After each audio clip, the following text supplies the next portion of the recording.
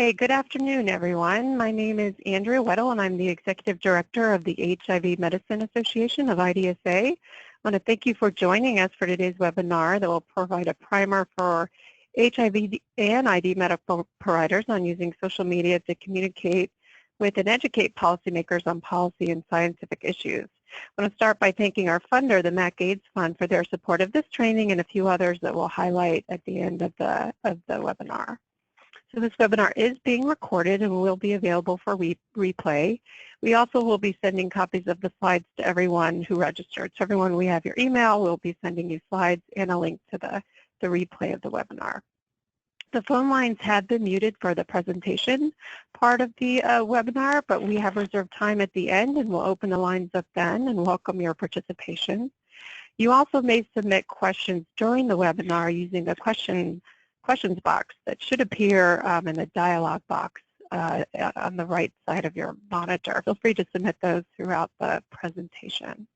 Also, as the presentation is moving along, please feel free to think about or share or be ready to share at the end examples of your experience using Twitter or suggestions for how IDSA and HIV-MA could use Twitter and engage members more using Twitter. So I'm going to go ahead and get us started, and I'm really pleased to introduce today's presenters. First, we're going to hear from Robin Strongen, who is the President and CEO of Amplify Public Affairs. Robin has more than 3 decades of health policy and communications experience from working in a diversity of settings, from federal and state governments to nonprofits, trade associations, and think tanks. And certainly in those roles over the years, she has really seen the evolution of communication tools and technology. So today she's going to kick us off by providing an overview of why social media is an important tool to consider today as we work to advance our key policy and scientific messages. Robin's then going to turn it over to her colleague, Tim Tassa, who is the Director of Public Affairs at Amplify. And Tim's professional background really spans previous roles in journalism, public relations, and advocacy. At Amplify, he has helped to develop traditional and social media campaigns to advance the mission of clients working in the health policy and technology arenas. Prior to his work at Amplify, he led a voter education initiative for Research America, which many of you have probably heard of, that was designed to educate the public on congressional candidates' views on accelerating medical progress and research. So Tim is really going to cover the nuts and bolts of becoming active on social media with a focus on Twitter in particular. So Robin, I will turn it over to you. Thank you. Great. Thanks, Andrea, and good afternoon, everybody. I'm very happy to be back with you all again. So as you can see on our first slide, why social media? Perhaps the question, why not, comes to mind. It's pretty obvious generally that social media is indeed a major communications force. You just have to look at some of the numbers on this slide, and it's pretty stunning. I would call your attention to the statistic right in the middle. 39% of the global population are active on social media. So that's a lot of people to be able to communicate with. That said, there are a number of targeted and nuanced uses that can be very helpful for professionals such as yourselves. And throughout our presentation, we're going to highlight them and call attention to some specific examples. Examples that, for the most part, have worked very, very well. We'll also talk about some obstacles and barriers and things to consider. And as Andrea mentioned at the start of the call, we, during the Q&A, would love to hear from those of you listening in if there are any examples that you'd like to share with us of campaigns that you thought were particularly good, or experiences that you have had that you'd like to share with the others on the phone as well. And just to level set the next hour or so, let me share what Tim and I are going to cover. I would like to mention right at the start that we designed this deck that we'll be running through to be a resource for you and your colleagues, if you like, that you can keep and refer back to. So it's a handy reference, a step-by-step guide. We also made sure to put some to-dos in there and some resource links at the end towards the back of the deck with some terrific resources that if you have time and are interested, you might want to click it on and take a deeper look. In particular, I would call out CDC has done a lot of work on building out toolkits, social media toolkits that are really easy to use. They're full of great ideas and terrific references, and a couple of other articles, some that are specific to the use of social media within the ID profession. Again, I'm going to provide some overview points, and then I am going to turn it over to Tim, who's going to walk you through a deeper dive and actually how to set up an account and integrate Twitter into other social media channels as well. And then, as we've already mentioned, we will leave time at the end for questions and answers. And don't be shy. If you have specific technical questions you want answered about the use or an account situation, how to set it up, if we haven't covered what you have in mind that you need, or just a general question, either one is fair game for us. So moving right along to the next slide. Again, we thought this was a very timely quote when we put the presentation together. And the pull quote here is not that the President has redefined White House communications in 140 characters at a time, and quite frankly made it one of the world's biggest news drivers pretty much since ever. But rather what I'd like to do is draw your attention to the two key points here. First, that it is now easier than ever for members of Congress to hear the views and opinion of real folks back home. And I must tell you that many of the members, and this goes for elected officials at the state level as well, governors and legislators, that they are doing the tweeting themselves. It is not always the case that it is a member of the staff who does the tweeting. And we know for a fact that many of the members are out there tweeting themselves and reading their feeds. And then secondly, that social media as an advocacy tool has also tremendously increased in the past several years, and this really makes it an affordable, effective tool. And so on the next slide, again, here are some of the reasons why you might consider, if you're not already availing yourself of these tools, why you might want to. And later on, you'll see that under the first bullet where we talk about the importance of establishing your influence and thought leadership, you might want to follow others whom you respect in the field or in related fields. And we have provided some influencers that are already out there so you can get started immediately to start following. Obviously, sharing your voice in a number of places, both on the clinical front, where there's quick-moving information in real time that you either want to contribute to or make sure you're keeping on top of, and then on the advocacy side. So there's the clinical, but there's also what's going on with health reform and how can you get involved, what's going on with the Fogarty Center campaign and how can you take part in sharing and raising your voice to whatever you want to get across on that issue, or NIH funding and so on. And then also the use of social media in scientific meetings and so forth, and as appropriate, take the clinical, close the loop, tie it back to advocacy and awareness through your various social channels.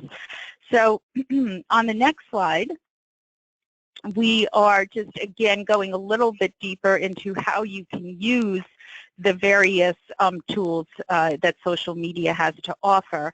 And in addition to the clinical expertise, thought leadership, etc., and the advocacy push, there's also a really significant professional development opportunity as well, and we'll talk about that in a bit. But one of the questions we often get asked is it worth my time? You know, when we had to start emailing patients, that was a giant time suck. Some of us jumped into the blogging situation, and that took a lot of time. And again, the answer here, we all are very aware that between patients and being on call and teaching and research, the thought of one more thing, even if it is just 140 characters, do you really need to do this? Is it worth your time? And the answer back, in my opinion, that we usually recommend is, if it's valuable to you and you prioritize it and you know what you want to get out of it, then it is worth your time. So it depends, again, on how do you fit it in your schedule. Are you benefiting from the results and seeing results that you can measure? And what is it that you actually want out of this exercise? And it really is in how you frame the question of, is it worth your time?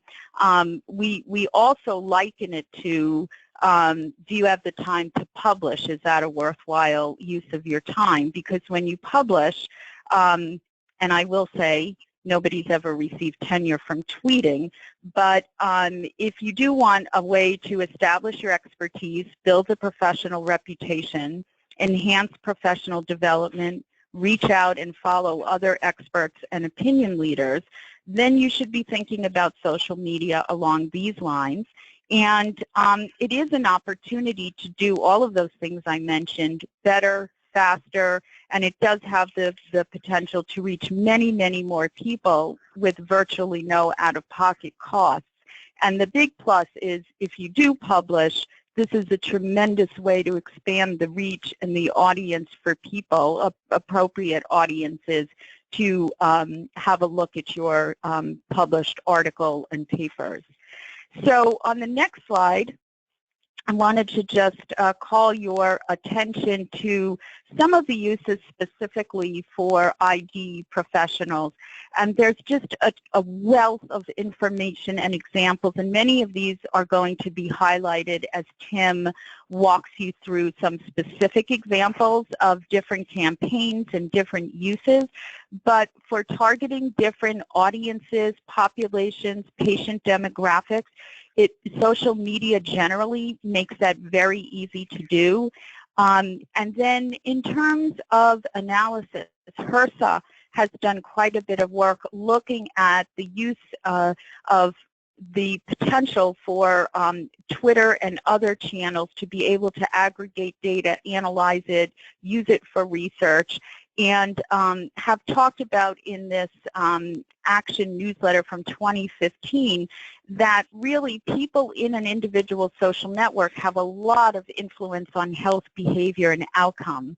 And there have been quite a few studies that looked at this issue, and in fact an analysis from a couple of years ago in preventive medicine suggested that through geomapping, mediums like Twitter can predict sexual risk and drug use behavior. And that's where this researchers create maps of tweets and messages comes into being. The ability of these types of analysis to perhaps guide prevention efforts and other efforts is pretty powerful, and there's some good literature there as well. So there's lots of different applications, and it's really a question of, is this going to be useful to you? And then the question becomes to your organization, whether it's your clinic, your academic setting, your research work, your advocacy efforts, and your membership in your professional society. So with that as an overview and a backdrop, I am going to take a breath and turn it over to my colleague, Tim, who's going to walk us through a bit of a deep dive on specifically the ins and outs of Twitter. So Tim, let me turn the phone over to you if I could. Great. Thanks, Robin, and thanks, Andrea, for having us on this presentation. It's an exciting topic. Social media is ever evolving, and I think the capabilities are continuing to grow, and it's almost a daily growth that we're seeing in social media. But for the focus of this webinar, we are kind of taking a deep dive into Twitter and its application as a valuable policy influencing and professional and personal engagement tool. And as Robin outlined, there are a number of ways that it is a valuable tool for professionals. You can use it to advance your agenda or your organization's mission. You can engage and build relationships with others inside and outside of your profession or your field. You can influence behaviors or positions on certain policy, and you can use social media and Twitter specifically to react and respond to breaking news items or other trending topics in areas of interest. Just as some background, Twitter, I think, has been around for 10, 11 years, and for me, it really started to demonstrate its power in the 2008 presidential election, and from there, it's just grown and grown. I think now there are about over 300 billion active Twitter users, and statistics say 75% of advocacy organizations are using Twitter. So, I mean, those stats alone kind of describe just the need and the overall opportunity for you to reach a large audience when you're using this. And then lastly, Twitter can be just a great tool to complement what you're doing on other social media networks like Facebook and Instagram, and it's just another tool in the toolbox that you can use. And like Robin said, it's budget friendly, and you can do a lot, really make an impact in 140 characters. Next slide. All right, so once we get, we want to get started on Twitter, but before we really start making our accounts or setting up our accounts and starting to tweet, we do think it's important to maybe walk through a couple questions that inform how you use the platform. This does not have to be a formal process. It can be something that you do in your head just as you're thinking through how you want to use Twitter, and thinking about these questions and maybe answering them will probably aid in your overall success. So I actually do want to walk through some of these. And so what is your strategy? What is your goals? And I would start underneath those. Consider how often you may use the platform. Is this something that you're going to use daily? Is this something that you're going to use weekly? And I would say as you're beginning to use Twitter, you may want to err on the side of being a little bit active on it 2-3 times a day. And I think people may feel like, oh, I don't have enough followers. Am I just talking to myself? But it's the old, you have to start from somewhere, and I think it's important that in the beginning you stay active and as you kind of get acclimated to the platform. Another question, do you have office hours that you may devote to social media? Just as you may carve out 15 minutes for a walk or for lunch during the day, do you have 15 minutes where you can draft some tweets, think about some topics that you'd like to talk about and just kind of grow your presence? Do you have any staff or interns or assistants who can provide social media support? I think this is important because we know that you're busy, but do you have other PR professionals within your organization that you may be able to engage and see if they can help you with some messaging, they can draft some tweets for you, really if they can create a graphic. Any support is good support. And then 4 and 5 are kind of related. Do you use social media, specifically Twitter, to advance your career, your influence? Are you going to use it for personal use as well? It's just a good question as you go about your planning to know, today am I going to talk about a topic, or am I going to talk about what's happening on The Bachelor or The Voice? So there's 2 different ways you can use the platform, certainly. Do you have a budget for ads? Just as any other social media platform that you may be using, there is options to sponsor your tweets or sponsor your posts so that they reach a vaster and greater audience. So that's one thing to ask, and maybe your organization may provide budget for something like this. And then lastly, do you plan to use social media or Twitter with supporting platforms like Facebook? And it's one thing you can consider, just how you go about planning your messaging. Next slide. So getting started on Twitter, and this is kind of just taking you through kind of the technical. But as a very first step, before we even go to setting up our account, and I think Robin would probably agree with me, is to talk to your organization or your institution's public relations or HR staff and ask them just a simple question. It can be informal, but ask them if they have any social media guidelines or policies that you should reference or consult before you set up your account. This may sound overly cautious, but it's just good to know where the organization stands and how you may need to characterize yourself on Twitter before you start tweeting. And it's just a nice protection and precaution to take before you start on social media. And then secondly, then it's just time to start kind of getting registered, getting your account started. You can either use a mobile app on your iPhone or Android, or you can use your desktop computer, go to twitter.com and register.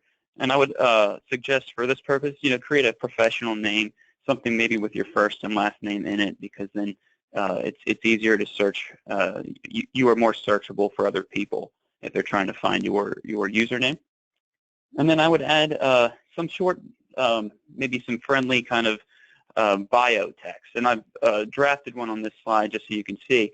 But it could be ID specialist in HIV, and then do something kind of personal, triathlete, proud fan of DC sports teams, and then maybe the most important part of that description: tweets represent my own views or expertise.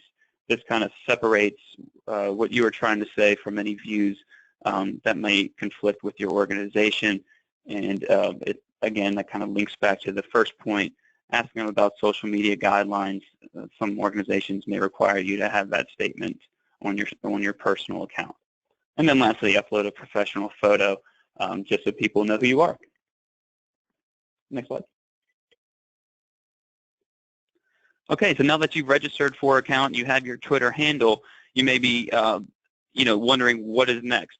I actually think this is a good quote from Wired magazine. Stepping into this Twitter stream unprepared can leave you feeling rudderless.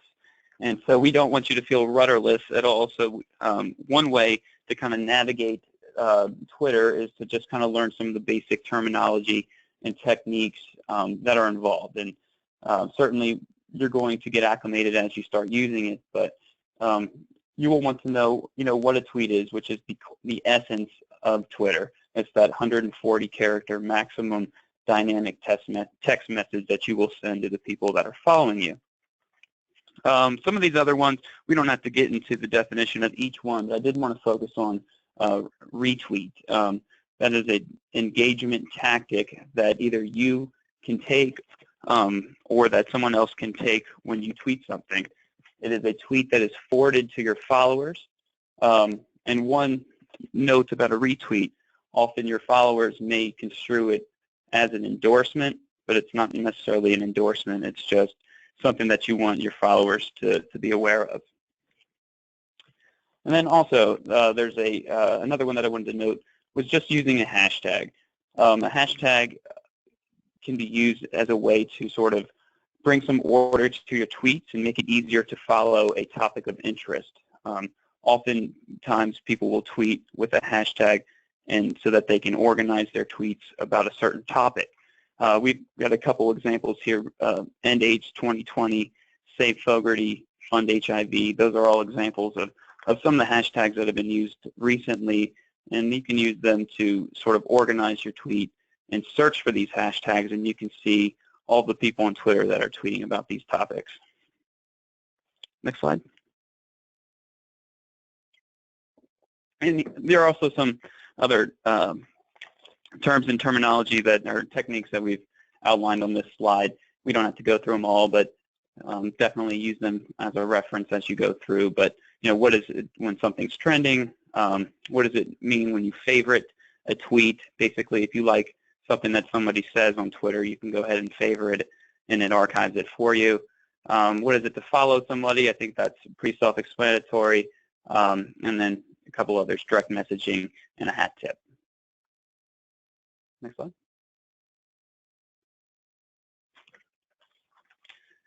On these next two slides, and these are just, and we don't have to go through all of these, but we have compiled a lot of the different accounts that you may find useful as you begin to set up your Twitter account. And certainly, Twitter is a great place for breaking news. It's almost become my newspaper in the mornings. It's what I use for breaking news topics. So we've listed some of the top tier news items that you might want to follow, some of the different health news accounts, and then some of the trade organizations like HIVMA, IDSA, different government Twitter accounts that you may want to follow. Next slide. So Tim, this is Rob, and I'm going to interrupt you. And back on that last slide, when you say to follow, how would somebody do that? There's a number of different ways. oftentimes you can go to the website of the Washington Post and there will be a Twitter button, and you could click on the Twitter button to follow them.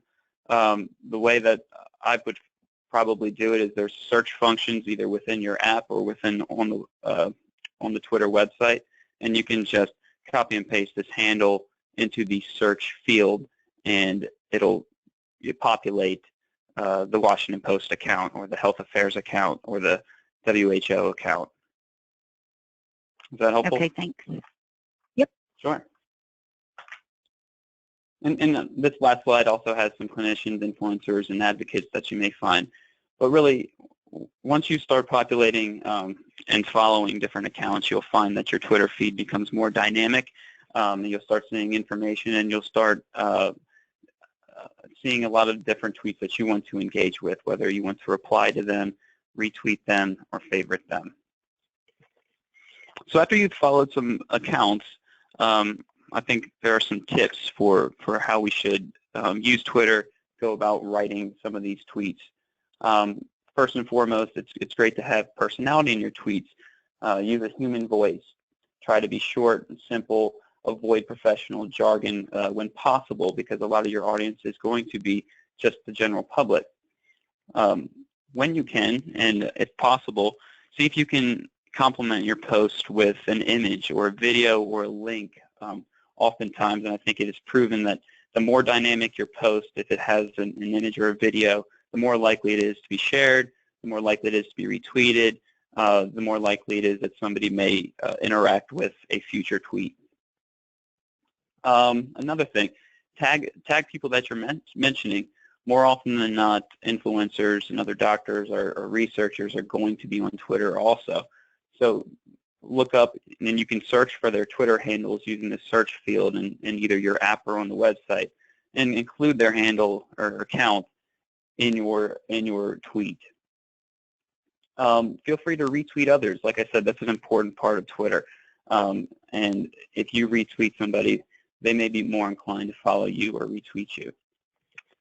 Other things you can do if you're on the web, if you're on the Washington Post, or if you're on another news site, oftentimes you'll see a Twitter button at the end or at the beginning of an article.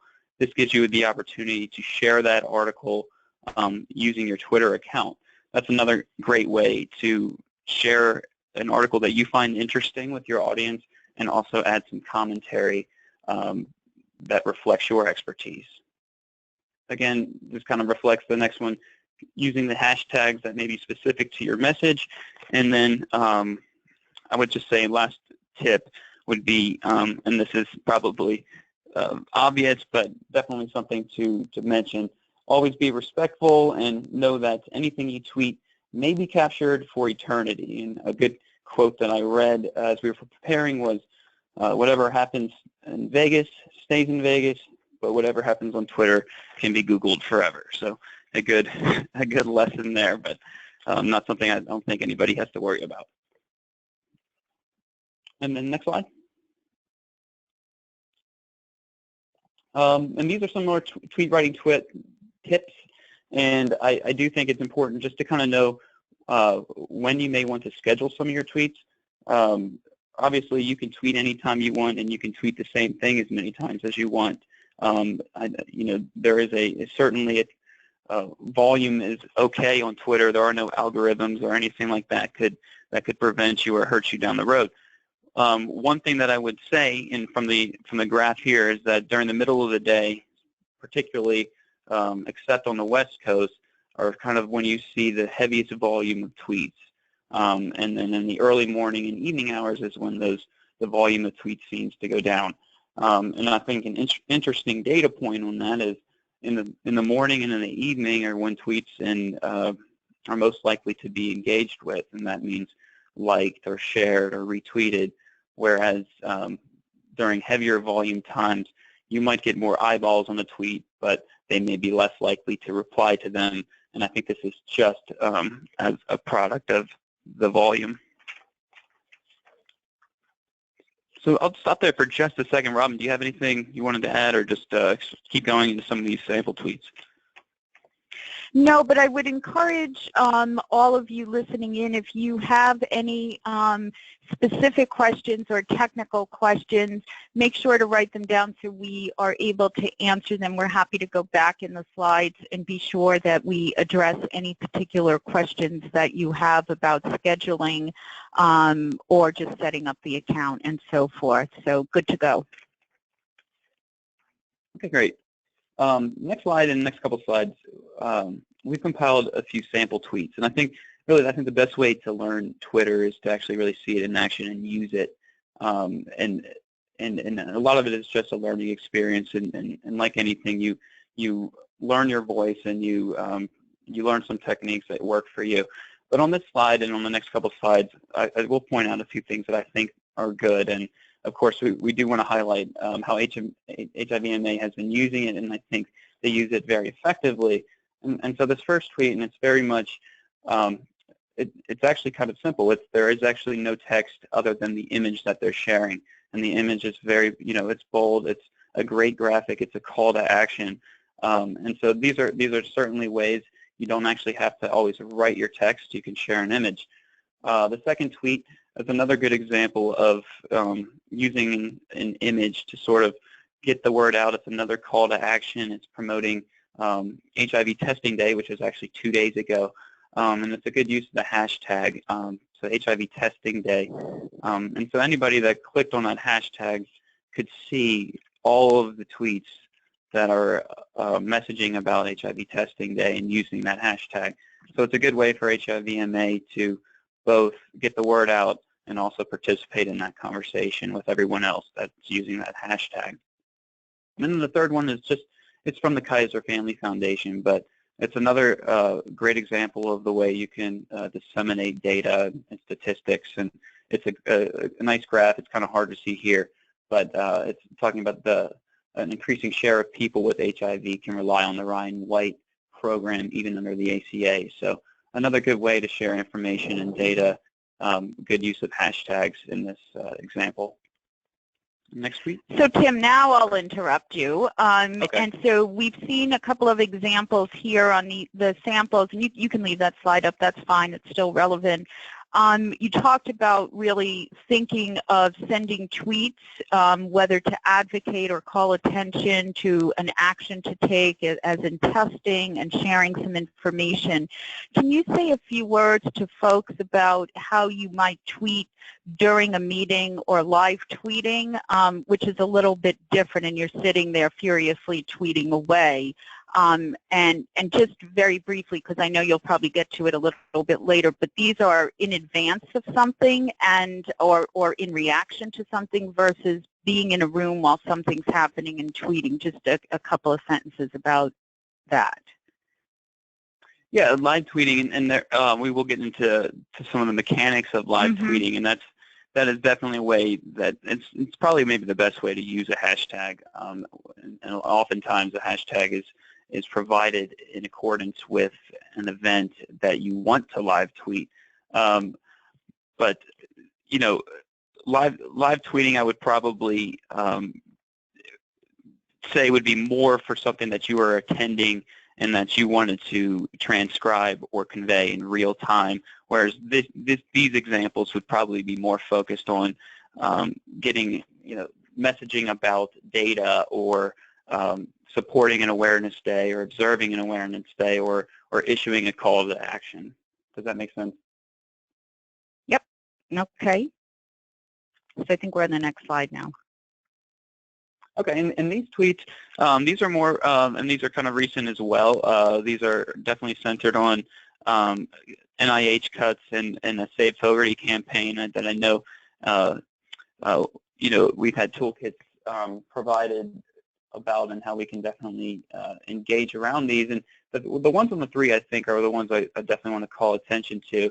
And they are using data points specific to Oklahoma and South Carolina, and then tweeting them directly at some of the political leaders that are involved in these budgeting discussions. And I think, as Robin pointed out in that quote in the beginning, we are finding that Twitter is a great way, in addition to town halls, and some of the more traditional ways to engage with policymakers is another, and Twitter is just another way to advocate and to advance issues, especially right now with healthcare and AHCA and budgets. And so these are good examples about how people that are like you and me can write to our representatives and members of Congress and really advocate on behalf of an issue. And everybody here, as you can see, is using the Save Fogarty hashtag, and it's all kind of speaking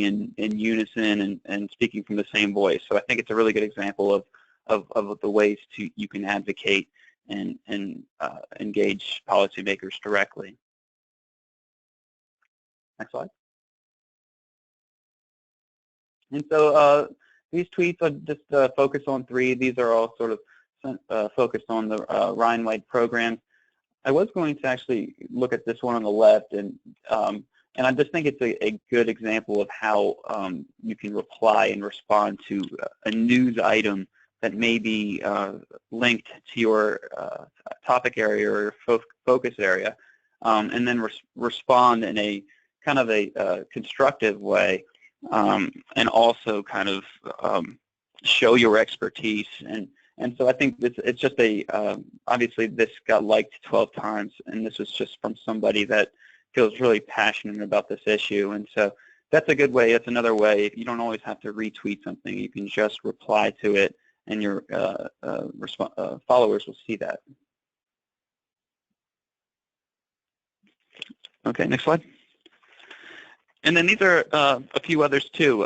These are certainly focused on a hot topic area of antibiotic resistance, and these are really valuable ways to communicate about either articles that have come out, maybe from Pew, which is this left one is about kind of Pew advancing some of the research that they have done. And on the right is really a good example about how, and this is from Katie Mack, saying animal agriculture continues to make antibiotic resistance even worse. And as you can see at the bottom, this tweet did very, very well, 201 retweets, 169 likes. And that is a very, very successful tweet. But it just goes to show that, she's just sharing an article that she found, providing a little bit of expertise in 140 characters or less, and it really made an impression on a lot of people. Next slide. And again, these are 2 more definitely ID-related tweets. I've found this particular poster to be very good on Twitter, and so I would say, maybe take some time if you are setting up your accounts to follow him and just get some examples of how he's reacting to some of these news articles that just kind of enhance the conversation and showcase a little bit of his expertise on different topics.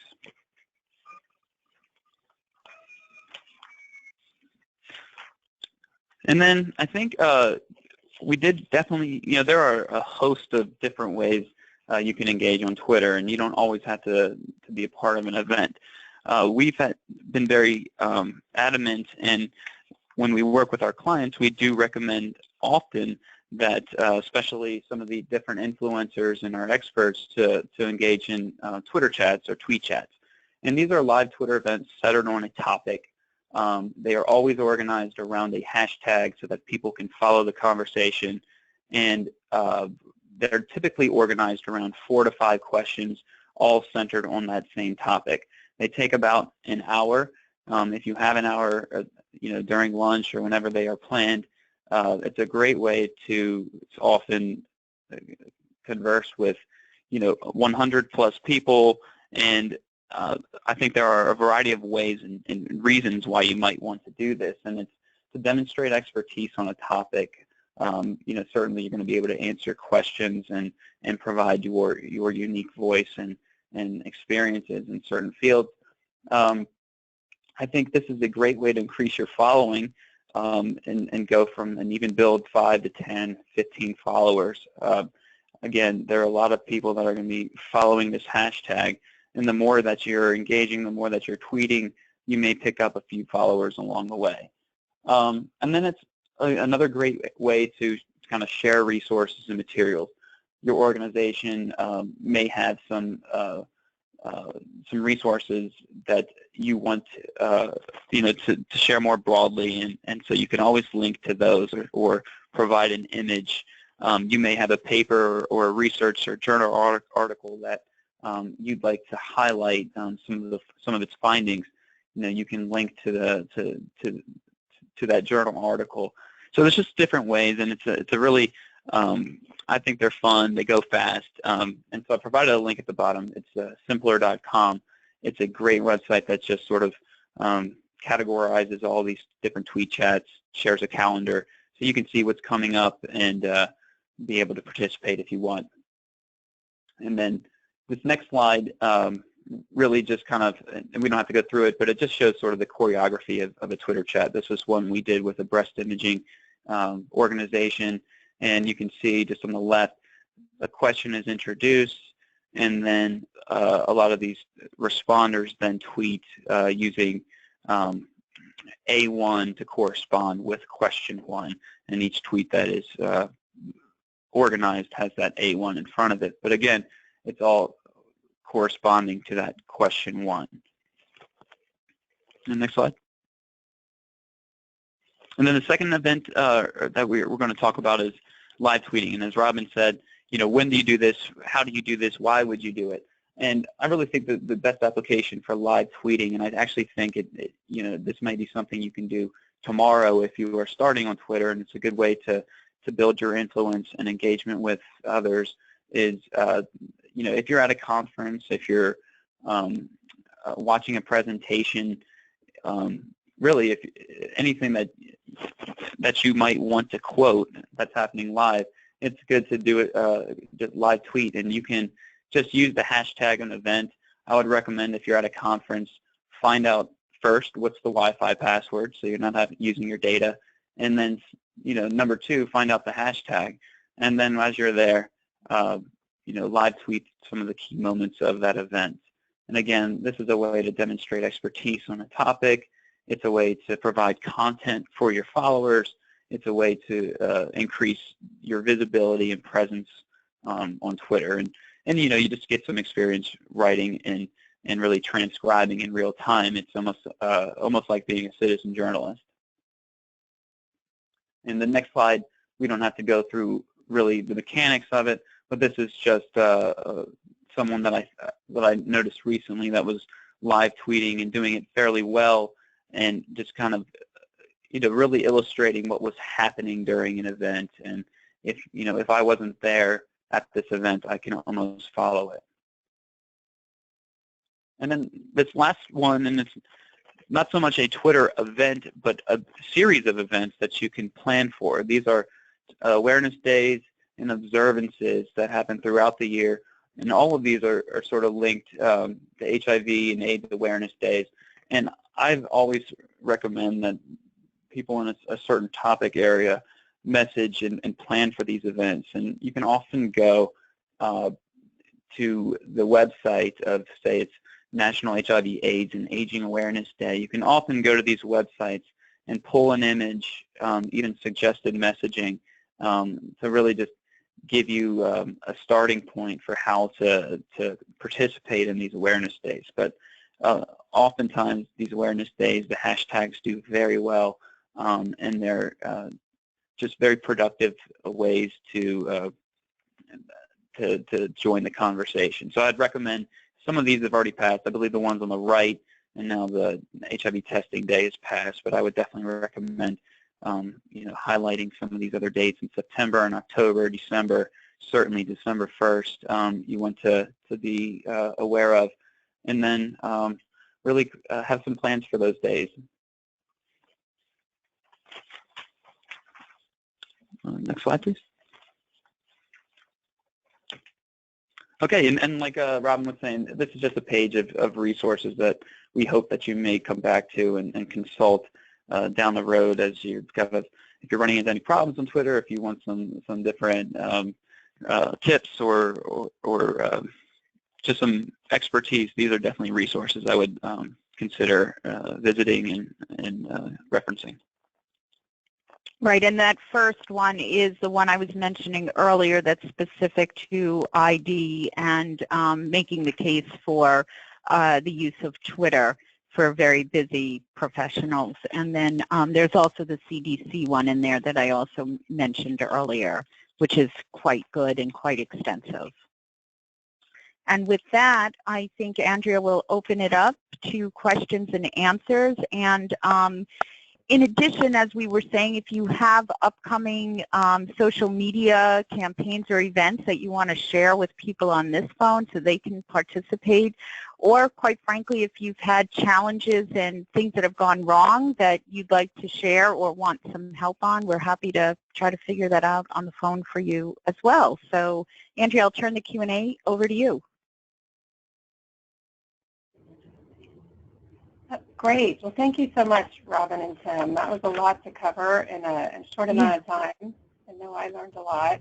So some of the lines are open. It depended if folks entered the PIN that they received when they logged in, whether or not we're able to unmute their line. But for the lines that are unmuted, we do want to open it up, see if there are any questions. Let me just check. We have received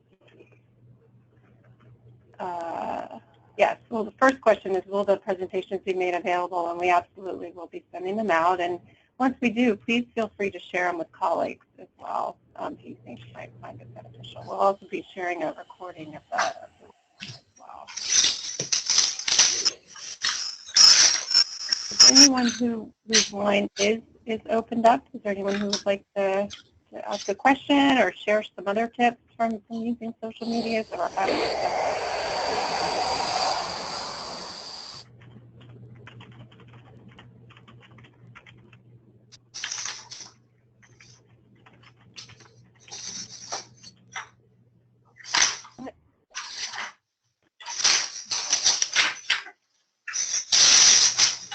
Just want to open it up and see if anyone would like to answer any questions, if we were able to unmute your line.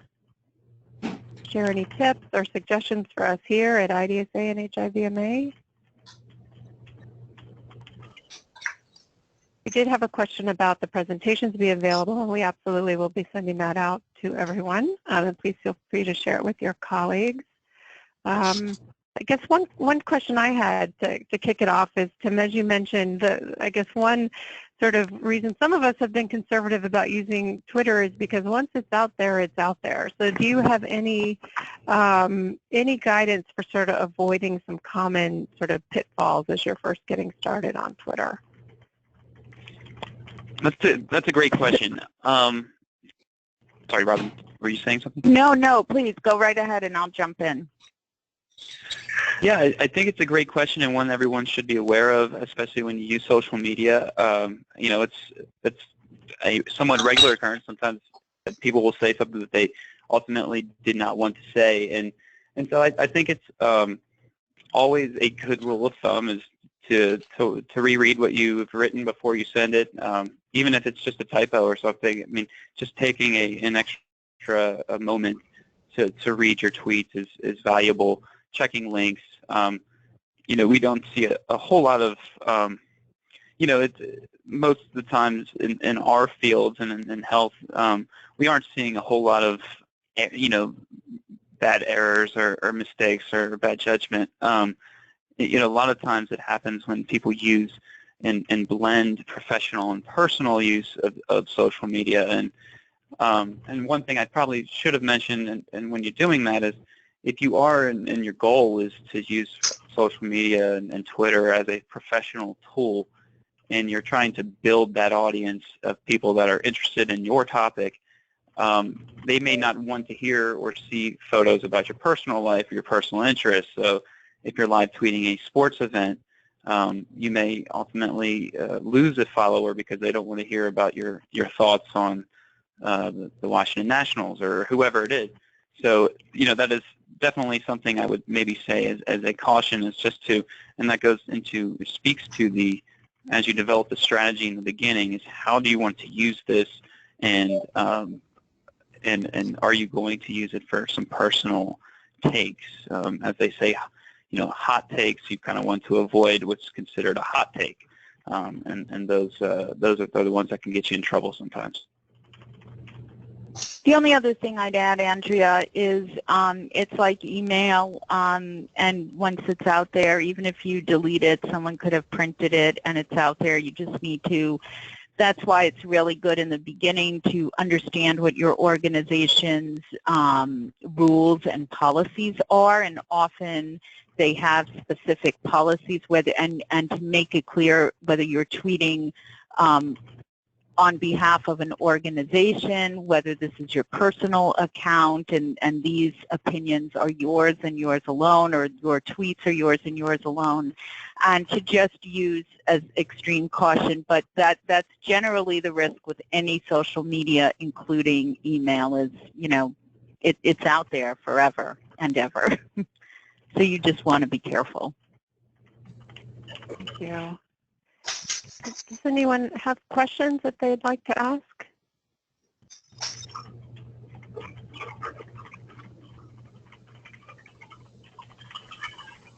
It's kind of daunting to get started because it seems like there's a lot going on, but you'll see once you set up an account, particularly for Twitter, that it's a lot easier to do once you actually start doing it. And you'll see very quickly where it's almost intuitive how you can start to share and integrate your Twitter account with what you're doing on Facebook, pull in some of the things you've published, papers, articles that you want to share, how to link to those. It gets very intuitive as you start. And it really does offer an opportunity to be quite creative with your thoughts and with whom you could reach and connect. So if there is an influencer or somebody in the media or somebody in elected office that you want to try to connect with, it is a good way to do that and to reach out and go from there. So give it a try. You can always stop if you find it's time consuming or it's just not meeting your needs, but know what you want getting out of it before you go into it. Andrea? I guess, yes. Can you hear Hello? me? This is Anna Person. Yes, hi. Please. I had a question. Can you hear me? We can. Yes, thank you. Okay.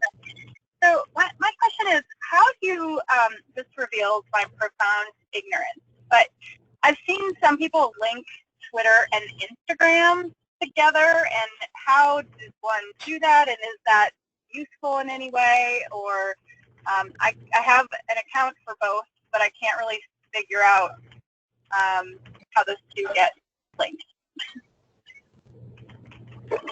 Well, that's a good question too. I actually do not use Instagram, so I'm not as well versed on that platform. But I do know, I do follow people that often link their posts, and I imagine that there's a sharing feature or privacy feature that you can enable, and I can certainly look more into how you enable that feature. But I can tell you that I do think it's valuable because oftentimes people do share things on Instagram and link it to their Twitter accounts that I find valuable information. I just haven't really gone through the channels or the process to make my own account. But I think it's good to try and complement each platform. You don't always have to use the same message for each one. Your audience may be different on Twitter than it is on Facebook. You may have more family and friends on Facebook. You may have more family and friends on Instagram. You may have more professionals on Twitter. So, I definitely think it's great to link them, but when you use, consider who your audience is and then consider tailoring or modifying your message to meet the needs of that audience. Does that make sense? Yeah, it does. Thank you. And we'll do some of our own. It is obviously a good question because we didn't know the answer, so we'll do some of our own internal research and provide and find out the answer for how to link the two. It's a good question. Thanks. Hi, this is Jenny Collier, the convener of the Ryan White Medical Providers Coalition. I have a question. Can you guys hear me? Yes. Thanks, Jenny. Great. Go ahead. Thanks. Thanks for the great presentation. I wanted to follow up on the issue of directing content toward legislators or other policymakers. One of the things that I like to do that sometimes gets good retweets is, you know, if a policymaker has done something positive, to thank them for it. But I'm wondering if you have other suggestions for kinds of content other than like the out-and-out advocacy content that we saw earlier in the slides of like, vote X way, or, take this position, in some of the examples you showed earlier. Are there other kinds of messages that tend to read well with those policymakers who manage their Twitter accounts?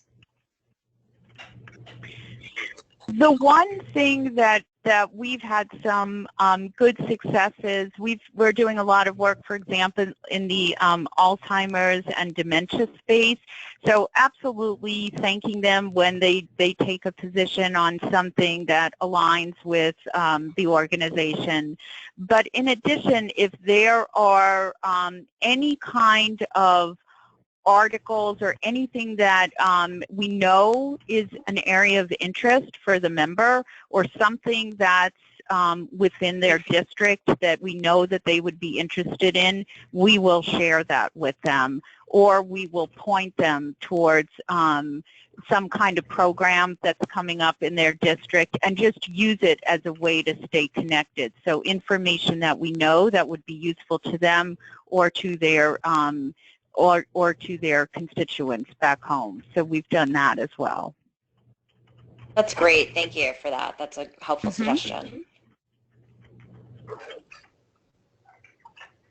If there aren't any other questions, I'll end with one other one. We really focused on policymakers, targeting policymakers, but what about in terms of targeting media outlets? Do you want to influence what they're covering, or comment on a story they've written?